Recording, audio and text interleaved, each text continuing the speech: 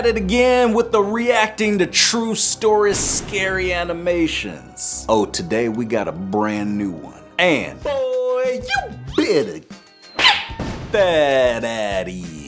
Alert, alert, this is not a drill. Get to the kitchen, go, go, go, and get your snacks. Go get your juice and get your soda. Get some chips, go get some candy. You guys gotta go get popcorn, peanuts, fruit snacks, get it all. Go to the pantry and get anything you can find, okay? Get veggie sticks, celery, no, I'm just kidding. And yeah, if you guys haven't already, make sure to click that subscribe button. And gotta give a shout out to MJV Animations. They're the ones that made these amazing animations we're about to watch. Click the link in the description below, subscribe to them, check them out. And yeah, comment down below what grade you're in. Let me know. And let's go. Hopefully you guys got your blankets, you got your snacks, got your drinks, and yeah, let's go ahead and do this. I had just finished moving into my new house. An old tiny 2-bedroom, 1 bath. Aside from having a friend helping with furniture, I spent the entire day moving boxes by myself. Naturally, I was exhausted. Ew, you way sweaty. Too tired to bother making my bed, so I plopped down onto the couch and quickly began fading off to sleep. However, I was disturbed by the doorbell. It was nighttime, but not that late, so I didn't want to be rude and ignore my new neighbors. When I opened the door, I was met with a woman. She could have been in her 30s or 50s, as she was sagging skin and frail bones, like she hadn't had a bite of food in months. Her hair, while messy, was a strikingly bright blonde, and her eyes were an equally piercing blue. Not today, Satan. Beyond her physical appearance, she had this unnerving aura. The second I saw her, my heart skipped a beat. Perhaps if she'd been healthier and cleaner, I would have been instantly attracted to her. That's better. But instead, her presence set alarms off in my brain. Maybe I knew subconsciously that her toothy smile was a blatant lie, or that her eyes were devoid of any warmth that should have been there. As she opened her mouth to speak, I couldn't understand what she was saying at first. My mind was focused elsewhere, on the pungent smell of dry hunger on her breath. Her eyes had dipped down as she spoke, and for some reason, it made me think she was sizing me up for her next meal. Once I finally registered her words, I realized she said, "You must be the new neighbor," in a crackling yet alluring voice. I stuttered as I replied that I was. Then she said that she noticed I had moved in alone. I tried to think back if I had seen her among the people in the neighborhood earlier, but I couldn't remember anyone who looked remotely like her. Despite the creeps I was getting, I didn't think she posed a threat, given that I was a foot taller and probably had 100 pounds on her. So I kept the door open for a short conversation. No, you dummy. She asked if I had plans to get a roommate for my second bedroom, but I explained I was going to use it more like an office. This made her frown. Then she said, "Well, isn't that lonely?" I answered no because I like to live alone. That's when the woman stepped through the doorway uninvited, placed one hand on my chest, and wrapped another around my waist. Oh my gosh. Then she whispered, "If you'd like to change your mind, I can keep you company tonight." Ew! Her words sent a chill down the length of my spine and split my brain in two. Thankfully, I chose reason. Without saying a word, I took her hands off me and pushed her out the door, slamming it in her face. Jeez. I waited for her to ring the bell again, to start banging on the door and scream that I was a pig. But there was nothing from the other side of the threshold but deafening silence. Maybe 10 seconds later, I looked through the peephole. She was gone, but I hadn't seen her leave. It was like she vanished. I was freaked out. Was this going to be a recurring thing? What kind of sicko swinger neighborhood had I just moved into? Maybe she was homeless and desperate. I didn't know, but it was one of those encounters that made me wish I had a cabinet full of liquor and a fridge full of beer. With nothing in the house to calm me down, I just had to hope that I was exhausted enough to pass out on my own. I laid on the couch again, and after a little while of tossing and turning, I did manage to fall asleep. There, I fell into a strange and vivid dream. Without covers, wearing only the clothes I had moved in, I felt cold.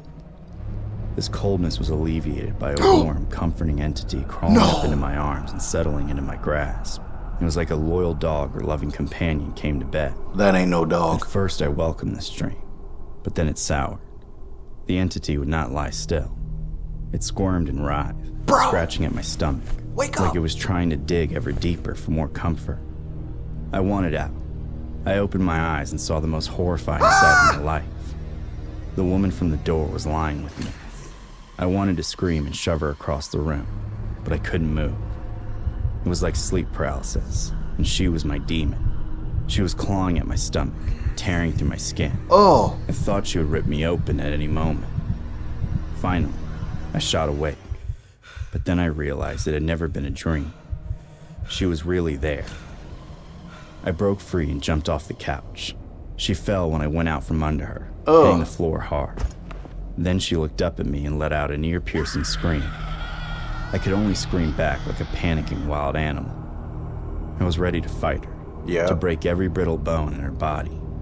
She'd shot me full of adrenaline, and I think even in her crazed state, she knew this. After looking at me for a second, she bolted. I went after her, watching as she climbed out an open window. I hadn't even checked if everything was locked yet because I had just moved in. You dummy! And that had given her the entry she needed. I slammed the window shut, then checked the locks and everything in the house. Gradually, the adrenaline wore off and I began to feel the pain in my abdomen. I looked down to see dozens of deep, jagged cuts from her fingernails. I called 911 to report the incident to the police and have my wounds treated. The police said the description I gave matched that of a criminally insane woman who had recently escaped from a nearby mental hospital. I had no idea there was such a facility in the area. I never heard anything about her after that, whether she was caught or still roams the streets. I think about her almost every night. Sometimes, it makes me want to sell the house and move as far away as possible. No, man, lock your doors, lock your windows, lock everything. Lock the bathroom, lock the air vents. That's crazy, you can't trust grandmas these days. But don't go anywhere, okay? Don't leave me alone. Let's go ahead and watch another one. Let's go. A long time ago, I worked at Chuck E. Cheese. Yes, I was the rat. The complete stranger in the suit that parents let roam around and interact with their kids. However, this isn't a confession of some creepy I did decades ago, but something that happened to me. To be honest, I can't say there was ever a pleasant moment wearing that suit. The other 40 minutes out of the hour were usually spent washing dishes, taking out the trash, or doing some other menial task. Beyond that, the horde of kids was an absolute nightmare to deal with. Anyway, I have something much more specific to talk about. I was in the suit one day going through the arcade when I noticed something out of the corner of my eye. I didn't have good peripheral vision in the mask, but I could see that there were two people staring at me. At that time, I couldn't even tell who they were to each other, but they seemed anxious about something as they were fidgeting and shifting around. I soon moved on from that area, but I couldn't get away from them. Every time I stopped in a new spot and looked around, I'd catch a glimpse of those two weirdos staring at me while picking at themselves.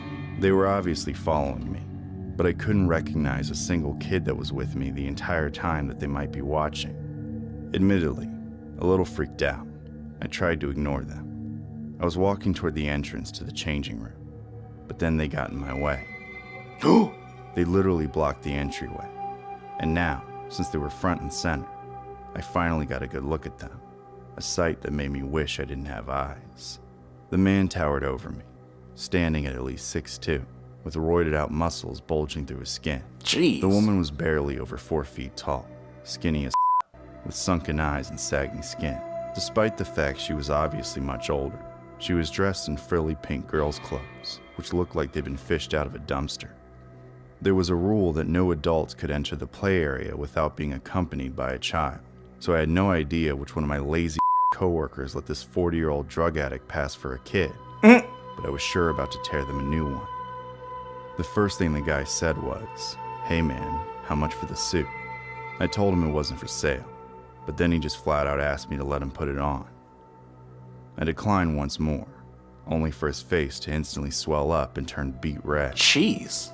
I thought he was about to knock me out, but then the woman grabbed his arm, looked at me with the most horrendous attempt at puppy dog eyes, and begged me to let her daddy wear the suit. That ain't your daddy? Now, I knew exactly what kind of these people wanted the suit for. and it made me want to throw up in it. Just then, a manager came up and asked what was going on. It's about time. I simply pointed to the woman, and the manager knew instantly they had snuck in without a kid, so he escorted them out.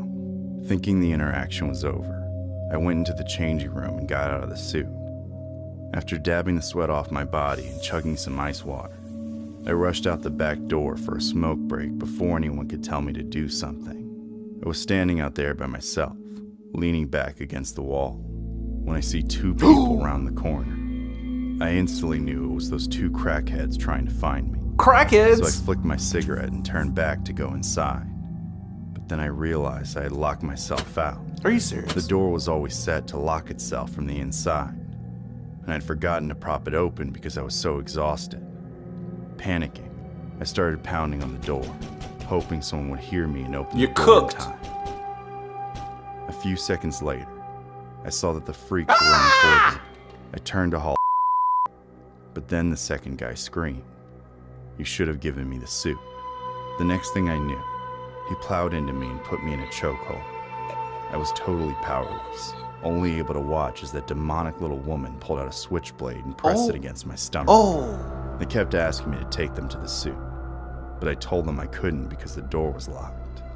Just as I said that, the door opened, and one of my coworkers came out to see what was happening. Bro, the look do on something. their face was pure shock as they froze solid. The psycho screamed at them to get the Chucky suit and give it to them. The poor idiot stammered and stalled, causing the woman to start pushing the knife into my stomach. As soon as I felt it pierce the skin, I screamed at the top of my lungs, "Just go get it."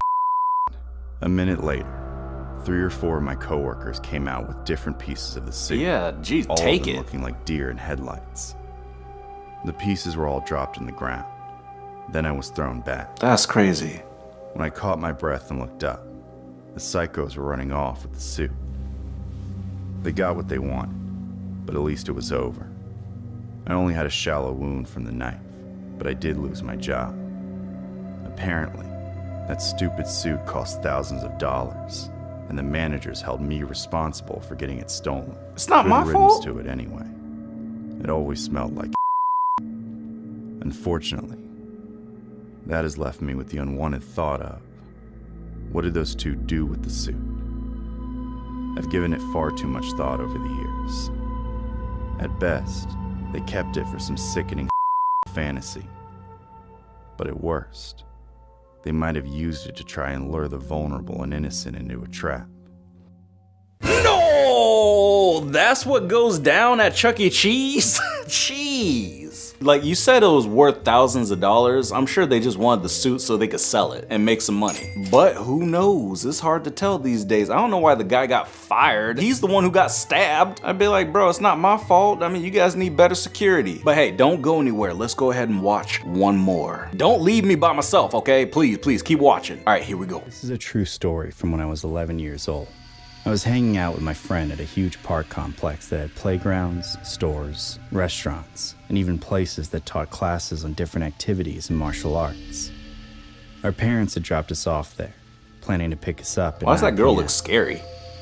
At 8, my friend had a dance class, so I decided to go to my twin brother, who was elsewhere in the park with one of his friends. As I was running over to him, I lost my breath and decided to duck into a shop that had AC, which turned out to be a place that taught painting lessons. The moment I entered, an old man walked up to me. He was wearing a white shirt with marker stains on it, so I figured he was the owner. With a crooked forced smile, he said to me, "Want to watch me paint?" As a kid, I didn't know how to say no, so I said sure. We sat at a table where he had a canvas set up with a creepy drawing of what looked like a baby. Then he gave me his phone and told me to record him. So I did. For 20 eternal, awkward minutes, I sat quietly and watched him paint. There wasn't a single other person in the shop. It was just me and him. And I kept wondering why nobody was coming in. Over time, I got thirsty, so I timidly asked him for water. That was the first thing I'd said since we sat down. And as soon as I said it, his mood shifted. He gave me that same crooked smile. Why does his neck only move more like that? Then he got up and brought water for both of us. When he sat back down, He took his phone back and started asking me questions, now ignoring the painting, just entirely focused on me. He asked what school I went to, but I gave him the name of my old school since I had just switched. Next, he asked if I lived in the area. I lied and said that I didn't, but I had no clue if I was convincing. Then, he asked me if I had an Instagram, and if he could follow it. I knew something was wrong with the conversation, but I was too young and shy to know how to get out of it. Luckily, I gave him my fake account that didn't have any posts on it. I had become extremely uncomfortable, so I decided to call my mom. The trouble was, my phone died on the way to the mall, so I left it in the car. Are you serious? I did have my mom's number memorized, but I was still forced to ask the old man if I could use his phone to call her. In a mere second, the man's face changed. The fake smile was gone, replaced by a very real frown. He barked at me to go outside, saying he would call her out there. Scared by him raising his voice, but thinking I would finally get out of the situation, I did what he said. By then it was almost 9 p.m., and the park was emptying out. I got outside, waiting for the old man to follow me and pull out his phone. But the moment the door closed, he grabbed me by my wrist and pulled me into the alley right by the shop. No. I tried to scream, but he had his hand over my mouth, pushing my head back against the concrete wall. I cried silently, wondering if I was about to die. The man bent down and told me face to face that if I wanted to live, I had to do as he said. I nodded frantically. Then he told me to stay quiet and follow him deeper into the alley, rounding a corner where we weren't visible from the park. Behind the shop, he grabbed a rope that was tied around a dead tree, first tying it around my mouth, then my arms and legs. Then, he left me there and entered the shop through the back door. Jeez. I didn't know what he could possibly be getting, but I knew it wouldn't be long until he would be back. The second I was alone, my mind entered overdrive. Like the fact he was no longer in my sight finally allowed me to think clearly. I remembered how I used to play kidnapper with my cousin and brother. Since I was the girl, I was usually the one that got captured. Because my cousin was freakishly good at tying knots, I had learned how to get out of even the toughest ones. It took a terrifyingly long time, but I managed to free my hands and legs. Then barely freed my mouth as the man came out the back door. Ooh. He dropped all his stuff and sprinted towards me as he saw me out of the road. I ran for my life, Go, girl. weaving through the remaining crowds of the park until I found my brother. The man was long gone, and my mind was already trying to convince itself the whole thing was just a dream, something I made up. When my brother asked me why I was freaking out, I just kept saying it was nothing. My friend met up with us soon after. Then my mom arrived and took us all home. I wanted to, but I was too scared. It's just one of those irrational things a kid does sometimes, I guess. I tried forgetting about it. I almost did. About a month later, I went to the mall again. This time, I saw something that completely broke me. We passed by the same shop, and when I glanced inside, I saw the old man sitting with another girl my age who was clearly uncomfortable. I looked away immediately and put that image in the vault before I could even process it. Girl. I know it's terrible, but I repressed the memory entirely until Call very somebody. recently. I feel very guilty that I got out of that situation, only to leave the trap there for someone else. When I went back to that park years after it happened, the shop and the man were gone, replaced. I have no idea if he ever succeeded in doing whatever he planned with me, but I hope to God he didn't. No, you hope? I mean, jeez. At the very least, you could have called 911 or something. Jeez, that's crazy. This is why I don't trust painters. Pablo Picasso, Bob Ross, can't trust any of them. Not today, Satan. But if you enjoyed this video, then go ahead and smack that like button. And yeah, I'ma see ya in the next one. Peace.